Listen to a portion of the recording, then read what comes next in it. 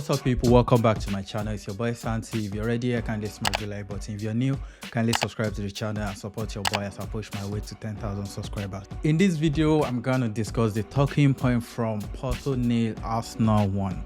I'm starting to believe that we are cursed in this competition because be it the Europa League, we can even play the Conference League tomorrow and we'll be embarrassed in the knockout stage of, I think, any European competition for that matter. It's been years since we participated in round 16 of Champions League. We even played Champions League football at all, and our first year back in it, everybody was so gassed for this game. And at the end of the day, what happened? We lost it. We bottled it in the last minute of the game. Look at our games, back the year. I can't even remember I think the last time we won a first leg of a Champions League game was 2011 against Barcelona when we won 2-1 at the Emirates. Aside that result, I can't remember the last time that we've won a first leg of a round 16, Champions League tie, and this has always been the problem for us over the years in this competition. We take the first leg for granted and we expect to fix up our mess in the second leg, and we completely find it difficult to do, and we always fall fair short over the years. It's always happened. Monaco, AC Milan, Barcelona, is happened again and again. And in our last 9 round of 16 first leg that we've only managed to win one.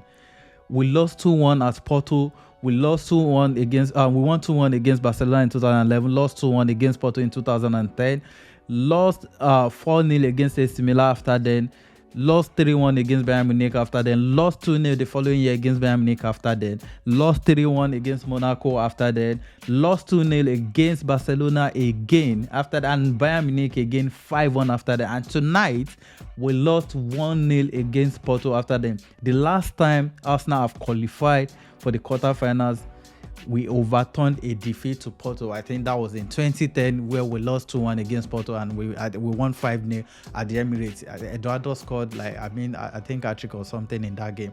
And in this particular game again, it's so disappointing to see a team that's blown every single team they faced in the last 5 games in the Premier League away, Liverpool included, to come into this game and look completely toothless. It was just a bunch of 4 plays without any intention to penetrate. We're just passing the ball here and there, and massive credit to Porto on the other hand.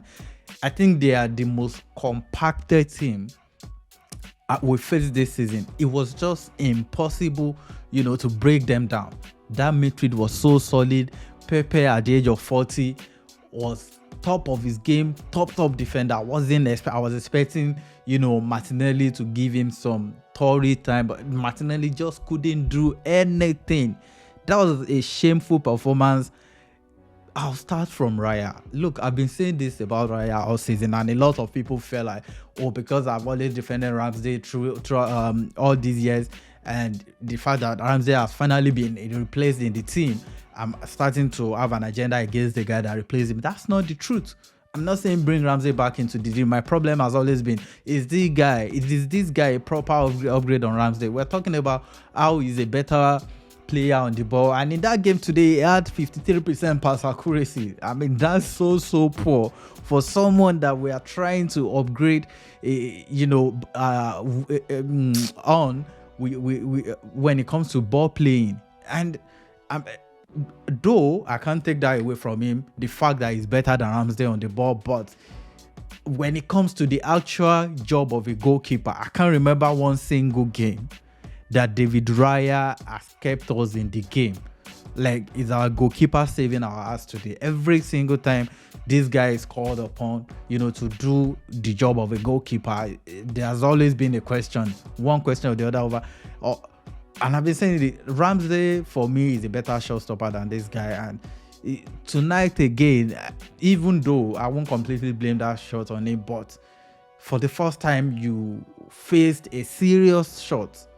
You were cut off your line, completely left your far post open, hugged your near post. It just doesn't make sense to me, considering your height. You're way, too off your line too often.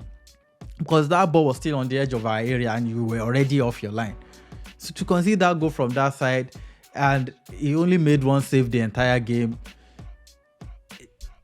it's just so annoying to say, because this guy is supposed to be an upgrade on Ramsdale, and there's always been this question mark on him. I won't deny the fact that he's made us a better team playing out from the back and all of those things. But as much as I love ball playing goalkeepers, you should be able, there should be a sort of balance between you being a ball playing goalkeeper and you being a very good shot stopper.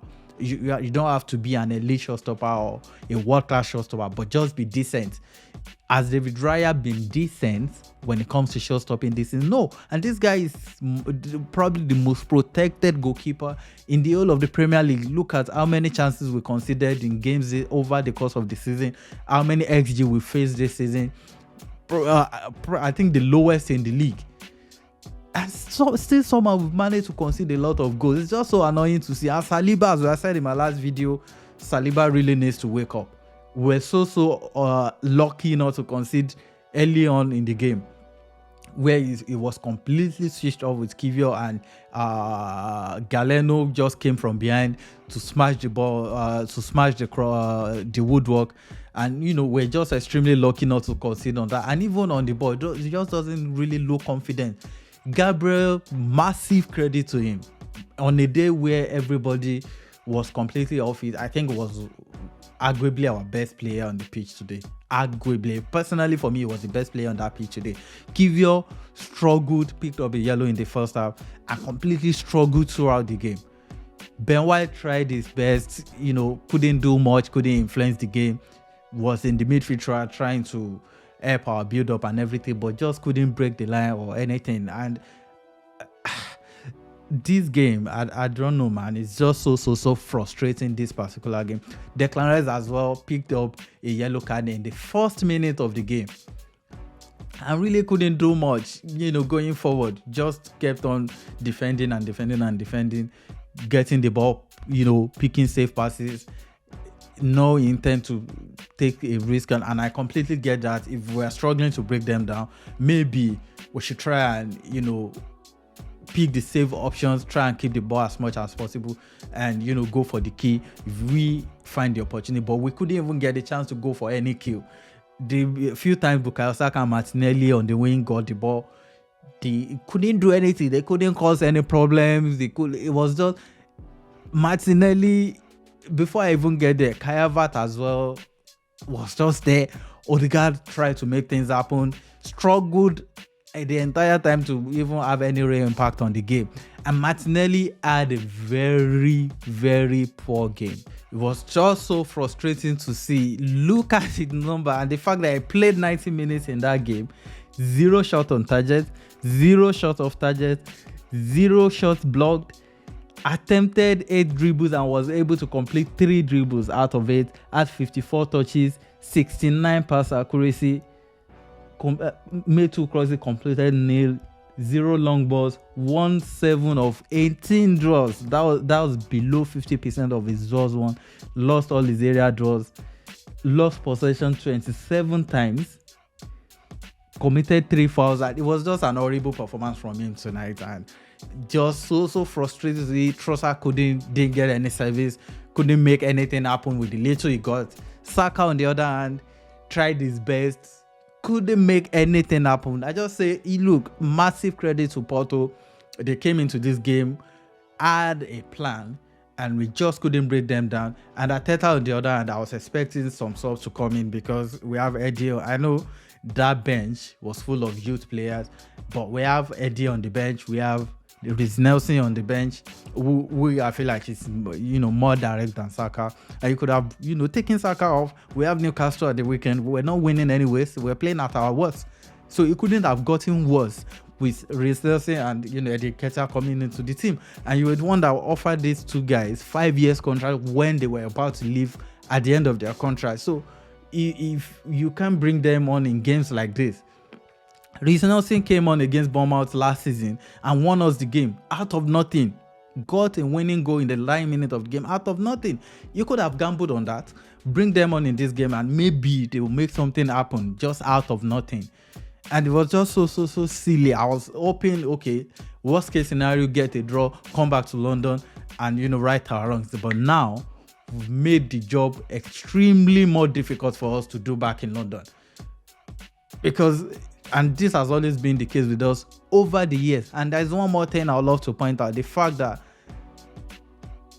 every single time we come up against teams that are masters of dark arts, we tend to struggle. We are too nice. We have too many players in this team that they are way too nice. And the only player that I'll take out of that bracket is maybe Ben White, who has some dark arts in him himself, because the Porto players today were just falling all over the place, and the official was buying into it.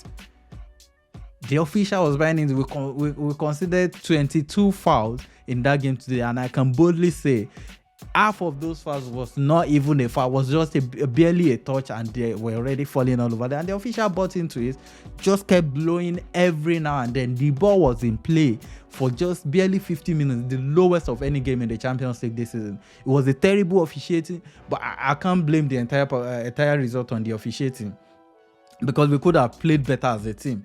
But we had the chance to get a result. We completely blew it. And now we have a massive job to do back in London. It's just so annoying. And we have Newcastle next at the weekend. Liverpool won their game tonight. The gap at the top of the table has been extended. It's just, the pressure is building up. And I just want to see the mentality, from the boys. I believe so much in this team. I believe they can do it, get the job done in London and everything. But we need to stop making things difficult for ourselves if we really want to win things and go far. Because that's what we've done tonight. I'm not saying they can't do a job in London, but they've made that job in London extremely difficult for themselves.